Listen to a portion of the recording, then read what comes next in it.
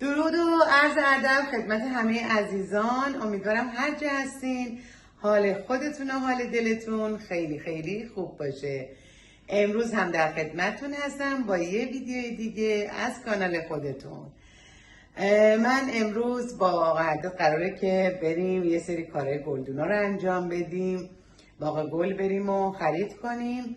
دوست داشتم شما هم همراه من باشید، با غذاهای جدید کانال آشنا بشید که خودمونم تازه داریم باش آشنا میشیم و تازه داریم باهاش یه جورایی ارتباط برقرار میکنیم و عادتهای دیرینه‌ای که از قدیم از پدر و مادرامون داشتیم مجبور شدیم این عادتهای غذایی رو بذاریم کنار و یک عادتهای جدید و متنوع رو شروع کنیم.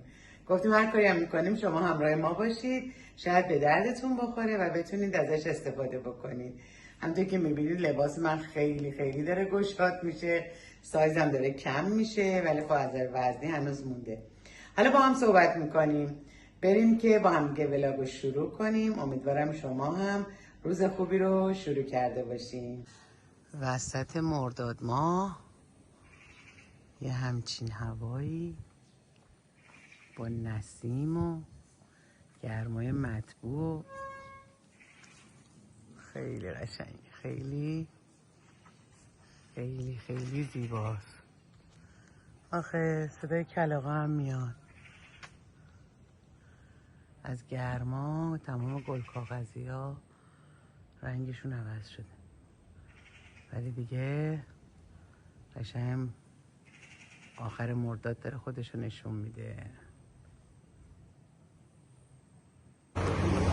اومدیم باغ گل، اومده خاک بگیره برای گلدونامون عوض کنیم، بذاره جا به جا کنیم.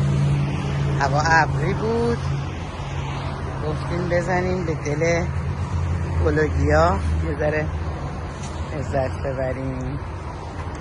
شما هم نگاه کنید و کیف کنید. گلدونام خیلی هم خاکاشون کم شده هم کوچیک شدن، خب گلش عوض کن، گلدونش عوض کن. آخه اینا یاسای رونده است، عطر خوبی داره اینا. ما بچه بودیم اینا رو میچیدیم، بعد تهاشو نیک میزدیم، شیرین بود. بعدم باهاش تاج گل درست میکردیم.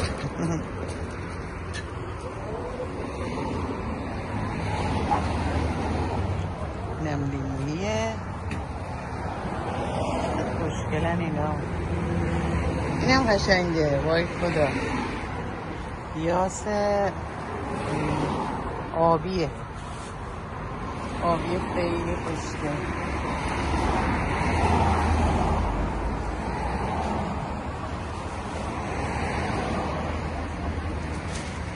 بنده خدا آورد برام گوشته باشه. خب این گلدونا رو گرفتیم.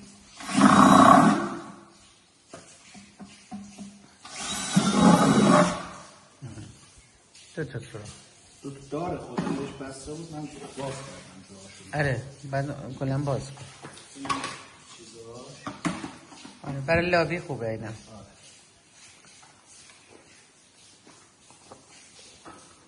میخوام اون گلدونایی که اونجا دارم و اون ستایی ها رو بذارم برای لابی، بلنده هم بپرمش توی باغچه. این پوکاست که خریدی من بودم زیاد چرا خریدی؟ الان چقدر به دردمون خورد.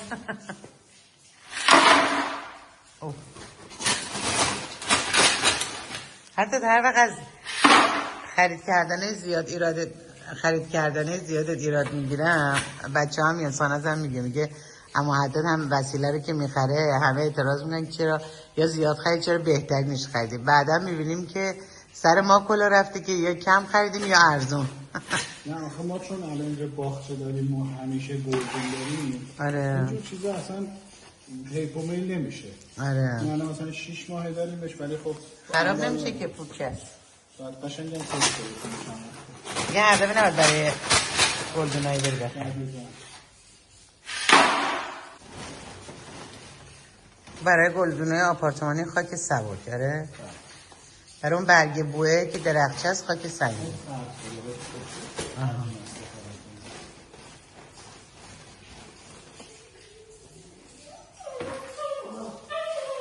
چی لیدی؟ همیشه گشنه. لیدی میره اون پایین واسه اینا بعد اینا میدونن که لیدی نمیتونه بیاد بالا. بچه‌ها هرس میدن اینا. بیا بابا ولش. ناهاره، موقع ناهاره.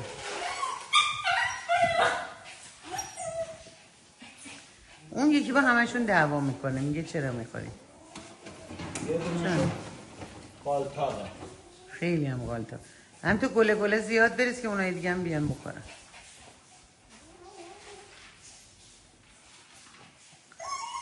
حتی فکر کنم حامله است این که عصبیه. آره. نه اون یکی هم که پیش میکنه به سری بچه دیاره میبرمش برای عقل. 9 تا. آخه نونو میشه جونتون. لذت بخش ترین صحنه ای که من همیشه دوست دارم غذا خوردن حیوانم.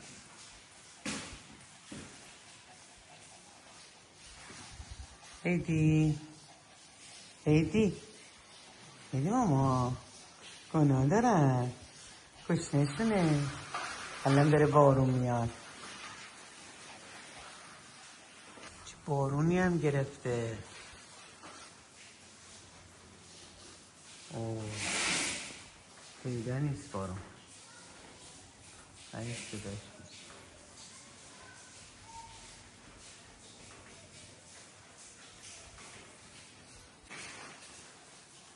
از نادون پیداست که چقدر بارون میاد که انقدر جاری شده.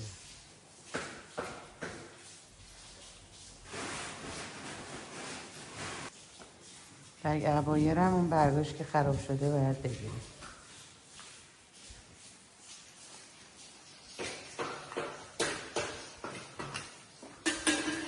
وای چه خوشگل شد رفت توی چیز گلدون.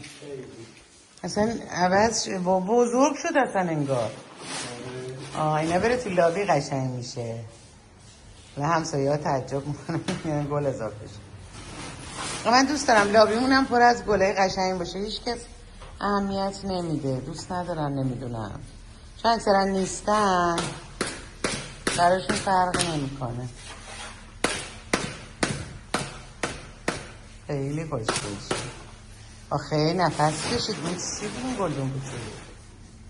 حالا هی از پاهاش برگ در میاد. چقدر پیاز داشت. آخه خیلی رشد میکنه قشنگ میشه. اینا از اون حتی گلدونای بزرگ مستطیلی هست، اونا هم خیلی قشنگ میشه که توی هتل ها اینا میذارن. خب خیلی گرون بود، همسایه که یاری نمیکنم، من مجبورم که ارزون ترین گلدونا رو انتخاب. گلدونا دونه چند؟ دونه 230 تومن. دونه 230. مهندس خود 210 زدم من. دستش درد نکنه. ما همیشه به اون تخفیف میدیم. حتی فقط اون چه قیچی باقیمونی تو بیاریم برگ خراباشو بزنیم.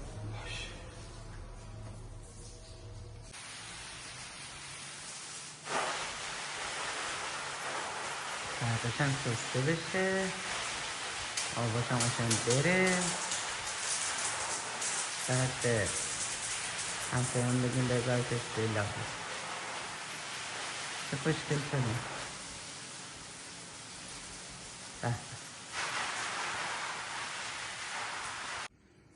خب اینم از ابرای خوشگل که زیبا کردن آسمون رو. توی آسمون امروز چلچله ها رو دیدم. زمانی که چلچله ها پیداشون میشه یعنی این که توی دوربین شاید پیدا نباشن. آره پیدا هستن، بیان ردشن معلوم میشه. چه آسمون قشنگی. میبینید چلچله ها دیگه دارن آماده میشن که مهاجرتشون شروع کنن و نشونه پاییزه، برای رسیدن پاییز، ولی خیلی مونده هنوز تا پاییز. اما چلچله ها رقصشون رو شروع کردن، یواش یواش آماده میشه.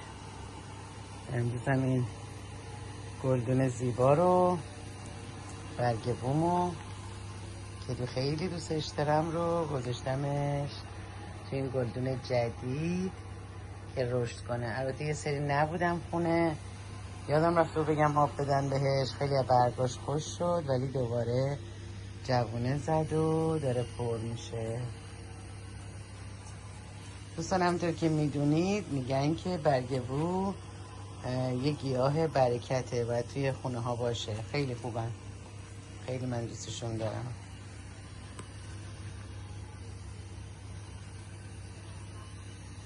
خب اینم از طبیعت زیبا. منتها دارن ساختمون سازی میکنن، آرامش سکوت این طبیعت رو، صدای پرنده ها رو میگیرن متاسفانه.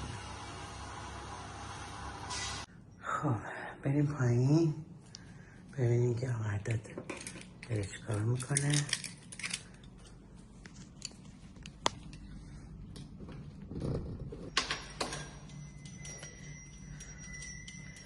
صدای زنگوله همیشه میاد. دوستان یکی از گلدونایی که درست کردیم این بود که برای کنار راه رو گذاشتمش، گفتم اینطوری قشنگه. اینم خیلی دوستش دارم، گفتم کنار راه رو باشه. به نظر خودم که خوب شد. گلدونای داخل رو که خالی کردم گفتم اینو بذارم کنار راه رو، خیلی راه رو مخلط شده بود.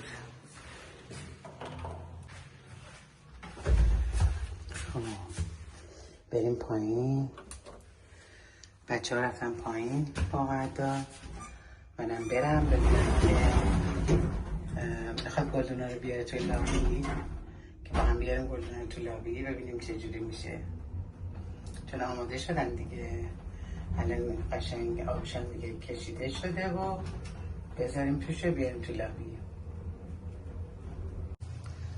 خانم اینجاست، خیلی هم پیش منه، نرفته پیاده روی و هوایی که میخواد بره گربه رو بگیره.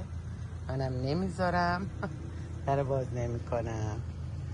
حالا قدرت بیاد ببینیم که سایه خانم کجا رفتن. موچی خانم تنبل صبح میره جنگل با امیر آقا، دیگه بعد از راه حس پیاده روی نداره. لیدی خانم هم که سرگرم دوشیاست، دوست نداره بره پیاده روی.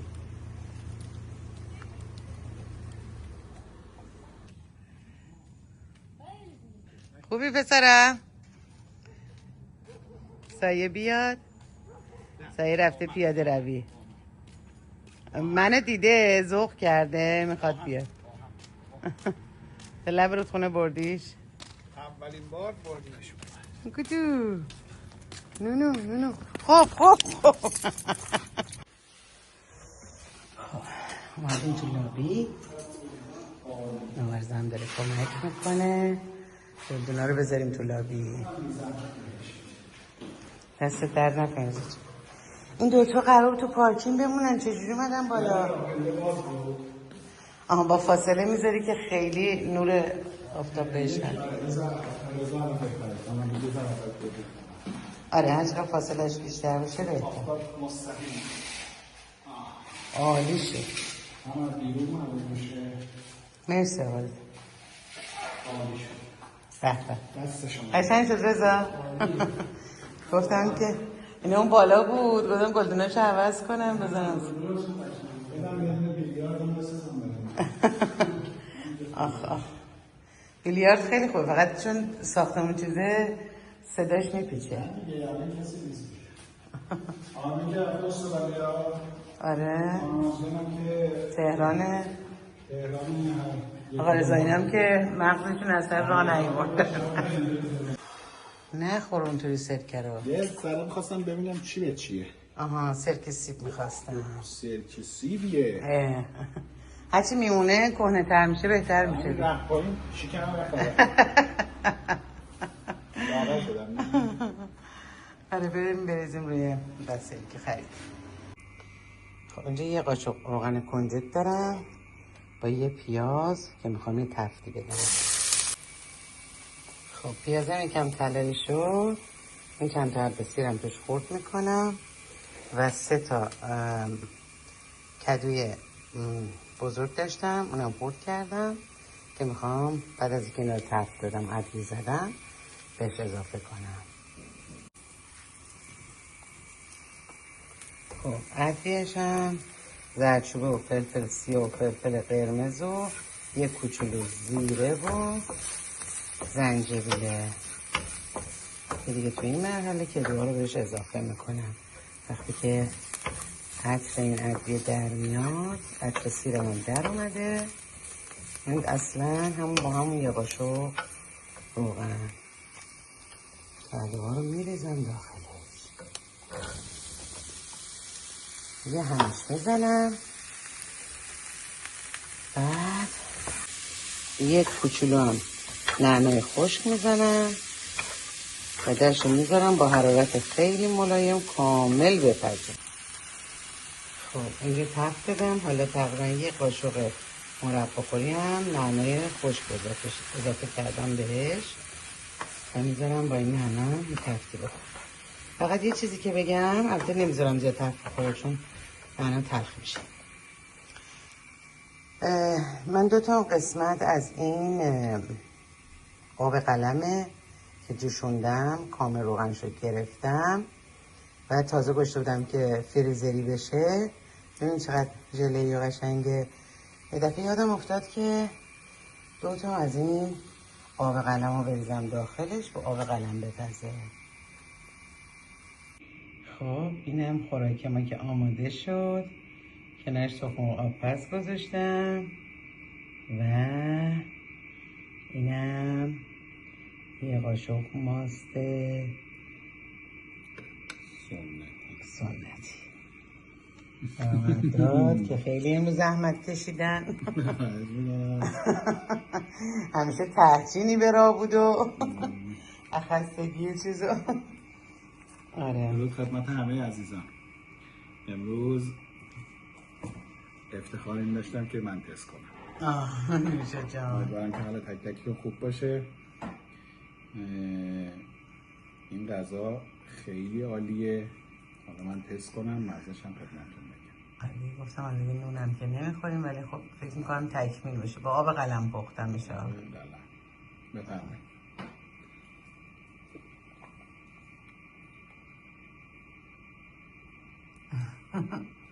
واقعا اون بویی که تو راه پله پیچیده بود، داشتی گلتون رو درست میکردی. 2 برابر اون بوی خوشمزه است. با تخم آبپز بخور حالشو ببر. حالا اینا با تخم آب هم یه شام سبک و خوب تکمیل. نوشه جان. امیدوارم که شما هم درست کنید و لذت ببرید. نوشه جان.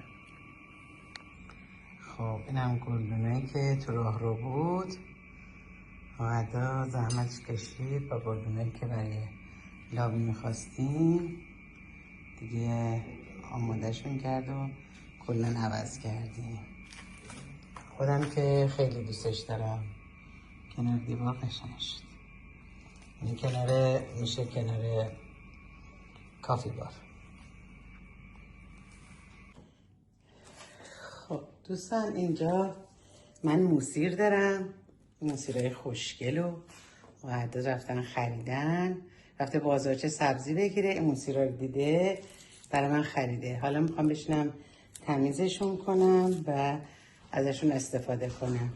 شما اگه موسیر استفاده میکنید به من بگید چطوریه و مثلا مصرفی که دارید براتون به چه شکله. حالا من این شکلی هم که درست میکنم بهتون نشون میدم. خیلی خوشگلن، تمیزشون کردم. حالا میخوام بشینم آمادهشون کنم.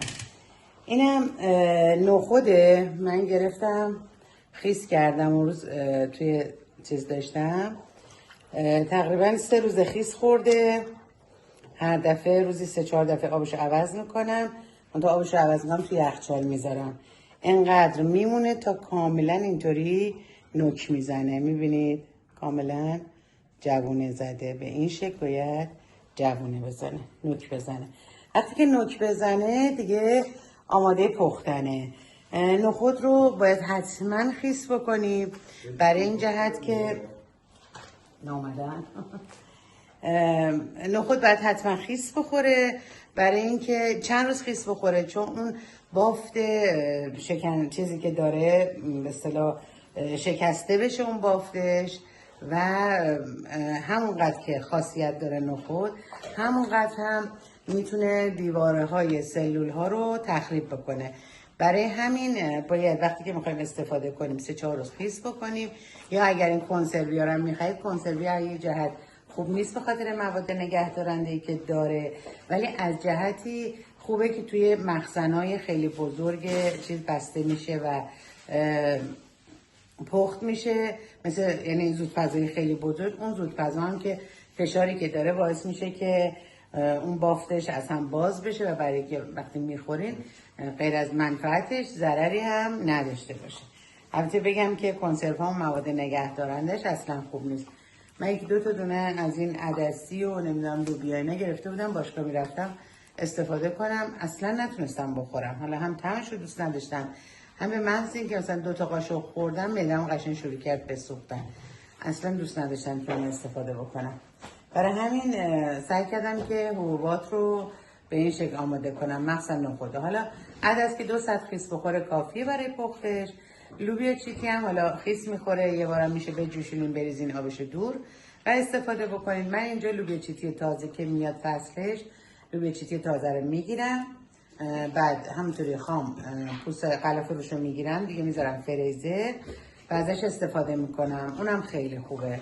ولی نخود رو مجبورم که خیس کنم کامل که بپزه. حالا هم میتونید خودتون توی شیشه های در بسته کنسرو کنید، هم میتونید که بپزید و بسته بندی کنید بذارید یخچال که هر وقت خواستین برای روی سالاد برای غذاهای مختلف ازش استفاده بکنید. بعد همین حالتش هم باز با سیر و پیاز و اینا با آب قلم من میپزم، جزو وعده های غذاییمون به حساب میاد و پروتئین بالایی داره. حالا شما اگه تجربه دارید به من بگید.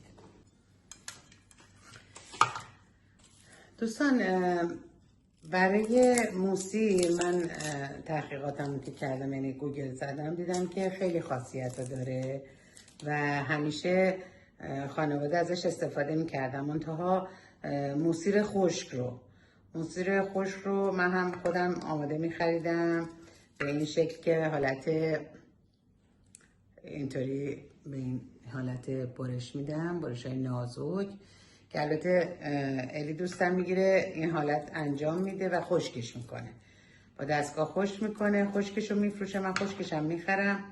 یه وقتایی که برای چیز میخواستم، برای ماست و اینا ازش استفاده میکردم، خیس میکردم و چرخ میکردم. یه سری من چند سال پیش گرفتم اینا رو و همینطوری خوردشون کردم و گذاشتم توی حالت چی میگن هولینکس زدم، قشنگ مثل سیر اون حالت در بردم و گذاشتم توی بسته بندی، گذاشتم یخچال. ولی چون عطر زیادی داشت خیلی چند تا باید زیپ کیپ و اینا میذاشتی که عطرش بیرون نیاد و خیلی بوی خوبی داره، خیلی بوی اصطلاح عطرش خیلی زیاده. برای غذاهای مختلف هم میشه استفاده کرد، ولی مهم خاصیتشه. خاصیتش هم برای چربی خون خوبه، هم برای فشار خون، هم دستگاه گوارش، هم برای کبد. خیلی خاصیت رو نوشته بود که داره، ولی خب کسایی که دارو استفاده میکنن حتما باید که طبق نظر پزشکشون استفاده کنن، چون تداخل دارویی با داروهایی که برای رقیق کننده خون هست و حالا فشار خون استفاده میشه تداخل نداشته باشه. ولی کلا هر چیزی که کم استفاده بکنی خوبه، زیادش خب ضرر داره، حالا هر چقدر که طبیعی و مفید باشه. بعد حالا من اینا رو میخوام به این حالت در بیارم، اینطوری نازک نازک. بچه شسته شدم هست دیگه، ترتمیزه، میذارمش، میریزم توی سرکه سیب. بعد حالا چند تا دونه روی سالاد میشه گذاشت، همینطوری به این ماست و اینا توی سس های مختلف میشه. چند تا برگش رو بریزید با ماست و اینا، میخوایم سالاد درست کنیم، عطرش رو زیاد میکنه، خیلی خوش عطره اینا، خیلی. بعد دیگه حالا گفتم که درست کنم اینا رو بذارم کنار. یه شام مقددم دادم. یه وقت دیدین من هنوز که هنوز دوست دارم مثل قدیما میشستیم پای تلویزیون. من خیلی کارا میکردم پا تلویزیون، یکم پام درد میکنه، سختمه، چون پشت میزم که میشینم اذیت میشم.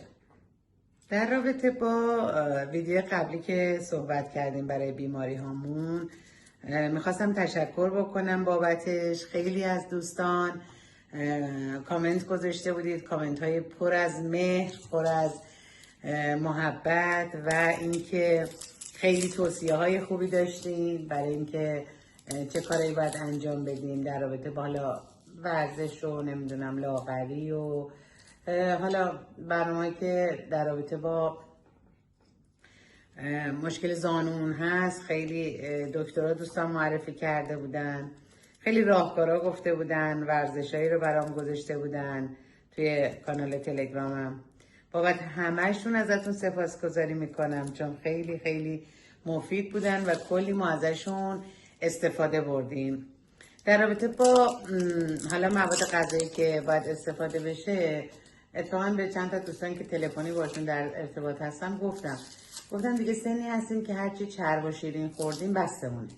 و بعضی ها منو دعوا کرده بودن گفتن که خاله مهمونی بسته، یکم به فکر خودتون باشید، کمتر مهمونی برو، کمتر اینقدر پخت و پز کن. و واقعا تو این 3 ماهی که ما قراره وزن کم کنیم، چون داریم یه جورایی ترک اعتیاد انجام میدیم و این اعتیاد خب خیلی سنگینه. یعنی بعد از چندین سال که هرچی دلمون خواسته خوردیم، هر غذایی که دوست داشتیم رو بیشتر استفاده کردیم و اینا همه باعث ذخیره شدن این همه چربی و این همه چاقی و این مشکلات شده. حالی که میخوای ترکش کنی خب واقعا سخته. ما روزای اول خیلی سختمون بود، ولی الان نزدیک 15 روزه که از رژیممون میگذره، خیلی راحت تریم و هی داریم پیدا میکنیم مواد غذایی که برامون مفیدتره. دیگه بیشتر حالت بخارپزه، یه تفته کوچیکه. البته من زیاد سرخ کردن برای خودم از قدیمم درست نمی کردم، مثلا مشکلات چربی و خون و اینا زیاد نداریم، چون مثلا کلا سرخ کردن چون خودم خیلی دوست داشتم همیشه فرار میکردم به خاطر اینکه نخوام زیاد بخورم.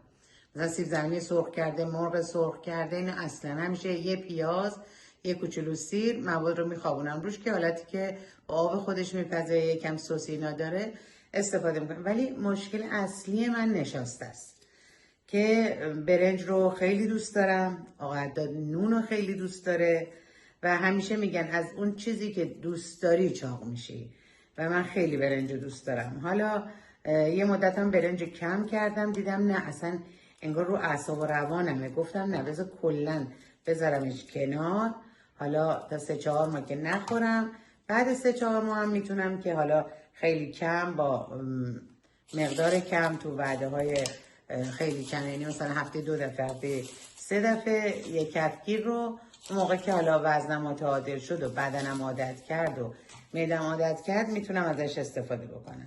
و اینم باز طرز فکر خوبی نیست، باید یه جوری ازش فرار کنم و بگم که دیگه نمیخوام استفاده کنم.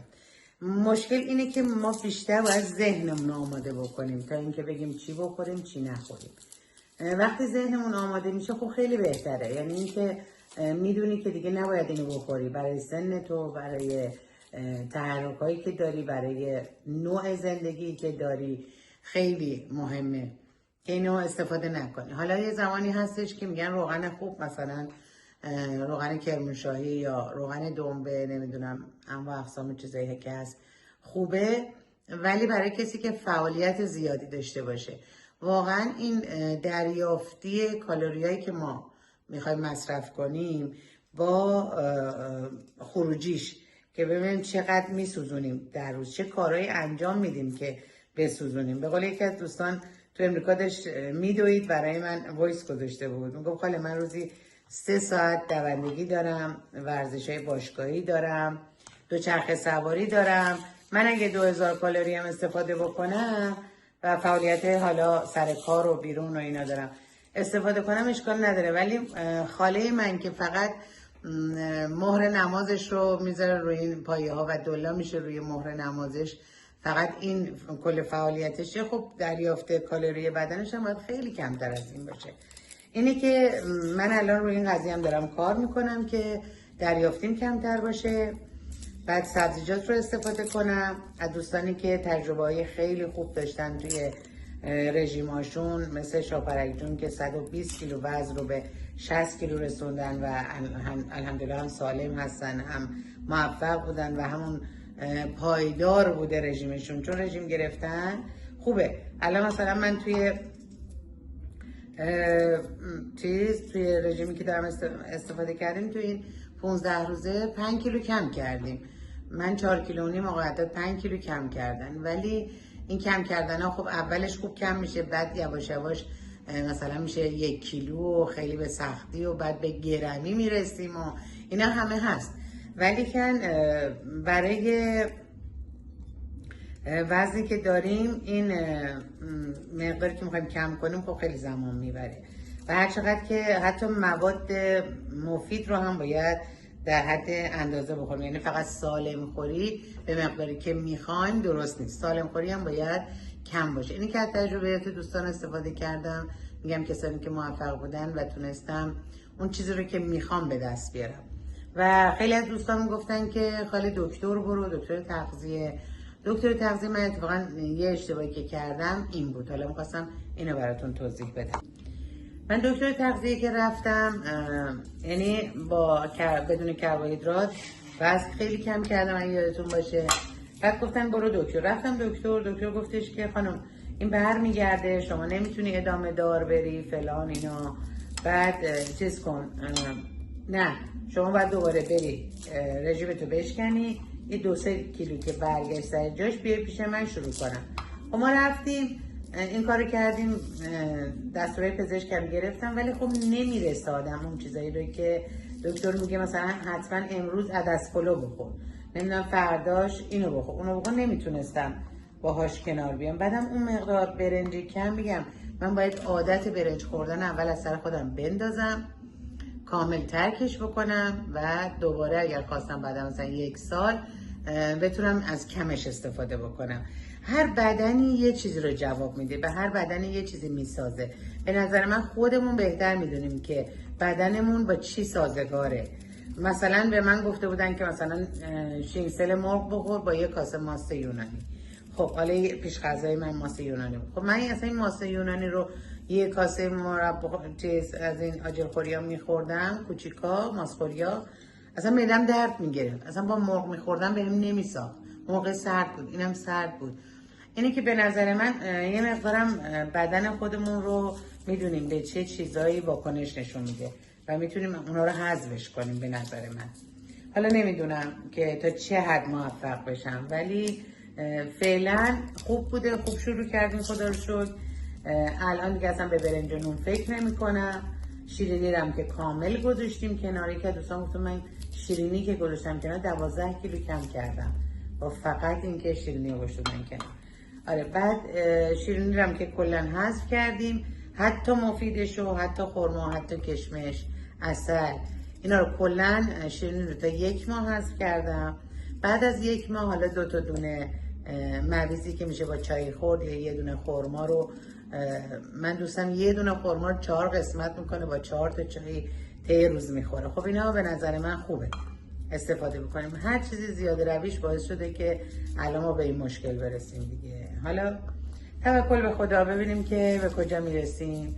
منم سعی میکنم که آشپزیایی که میکنم و برای رژیمم هست حتما باهاتون به اشتراک بذارم، انشالله که شما هم استفاده کنید. البته برای رژیمم من کاری ندارم، چیزایی که حالا مفیدتر میشه استفاده کرد و هر جایی هم که ایراد داشتم غذایی که درست کردم و مناسب نبوده دوست دارم که حتما بهم بگین که حالا مثلا این کارو نباید توی رژیمت انجام میدادی، اینطوری بهتره. خیلی خیلی این به اشتراک گذاشتن ها، صحبتاتون که من همه رو میخونم، کلی چیز ازش یاد میگیرم. ممنونم که همیشه همراه من هستین.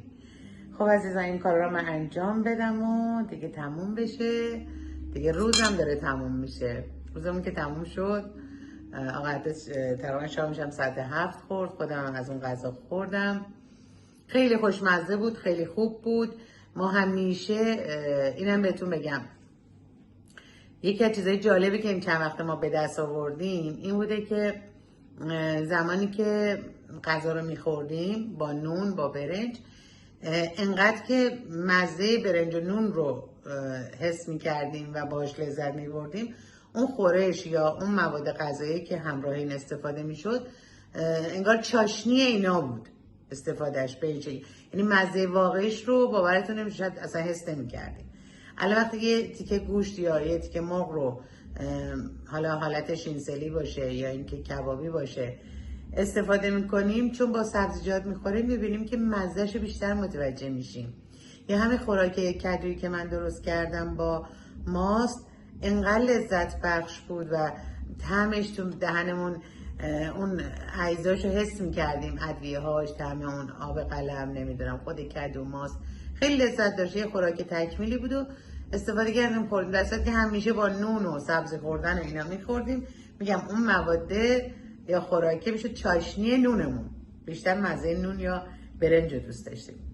به هر حال میگم دیگه باید که سعی بکنیم عادتهای غذاییمون رو تغییر بدیم و عادتهای قدیمی، اونایی که دوست داشتیم و نوستالژی بود و باهاش خاطره داشتیم، مثل قرمه سبزی، مثل قیمه، مثل فسنجون، بمونه برای اینکه حالا هم وزنمون متعادل بشه، هم که برای مهمونی ها استفاده بشه و همین که به مقدار کم استفاده کنیم که انشالله دیگه این وزنه بره که بر نگرده.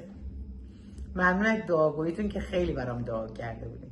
من در رابطه با بیماری هم هر وقت شما برام دعا کردین، کلی از بیماری هم از بین رفته. باورتون نمیشه که چقدر نفسی که برای من حق بوده واقعا روا داشته شده و من تونستم که مخصوصا اون بیماری که قبلا داشتم و قرار بود عمل کنم و دکتر گفت خوب شدین، یعنی به این قضیه ایمان آوردم. خیلی از دوستان برای من رفته بودن تو کلیسا دعا کرده بودن و اینا خیلی برام لذت بخش بوده. ممنون از همراهیتون. خب دوستان عزیز، اینم از موسیری که من درست کردم. امیدوارم شما هم درست کنید و از خوردنش لذت ببرید. همینطوری که دیدین نازک نازک، حالا میتونید قطعات ریزتر هم انجام بدید، ولی برای تزیین سالادا و خوراکیاتون خیلی خوبه. بعد روش سرکه سیب ریختم و کمی نمک و میذارم کنار. شیشش هم که اسیده شده بود و ترتمیز و خوب. بعد این موسیرا من یادمه که مادرامون وقتی که قدیما ترشی درست میکردن، این موسیرا رو خشکشو میخریدن، میوردن خیس میکردن و آبشو میگرفتن و خورد میکردن یا همطوری پره‌ای میریختن داخل ترشی ها. و ما که بچه بودیم، من خودم بچه بودم، خیلی موسیر دوست داشتم، همیشه سعی میکردم توی ترشی موسیراشو جدا کنم و گرونم بود، همیشه کم میریختم تو ترشی ها.